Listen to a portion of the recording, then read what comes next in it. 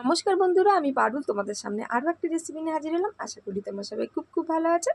আর এখানে দেখো বিরিয়ানি চাল নিয়েছি। বিরিয়ানি চালের মধ্যে আমি ঘি দিয়ে দিলাম। ঘি দিয়ে খুব ভালোভাবে চালটাকে মাখিয়ে নেবো। মাখানোর পর তারপর একটু জল দিয়ে দেবো। জল দিয়ে আমি চালটাকে আধা ঘন্টার জন্য ভিজিয়ে রাখবো। তা খুব একটা হাঁড়ি ভর্তি জল দেবো না, আমি অল্প করে জল দিলাম যাতে চালটা ভেজার মতন। আর বাদবাকি জলটা আমি পরে গরম জল দিয়ে তারপরে চালটা আমি ভাতটা বসাবো।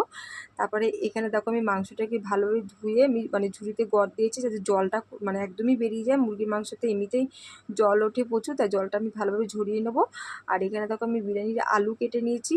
আর এখানে দেখো কিছু মশলা কেটে মশলা বানিয়ে নেবো। এইখানে টমেটো নিয়েছি, পেঁয়াজ নিয়েছি, রসুন নিয়েছি আর আদা নিয়েছি। তাই এগুলো আমি মাংস রান্না করার জন্য আমি সব একবারে কেটে গুছিয়ে নিয়েছি। আর এখানে দেখো আমি আলুটা খুব ভালোভাবে ধুয়ে নিয়েছি, কেটে রেখেছি। তাই এবারে আলুগুলোর গায়ে আমি একটু ছিদ্র করে নেব, যেহেতু বিরিয়ানির আলু একটু তো বড় বড় হয়, কিন্তু ভেতরটা যাতে মশলাগুলো ঢোকে।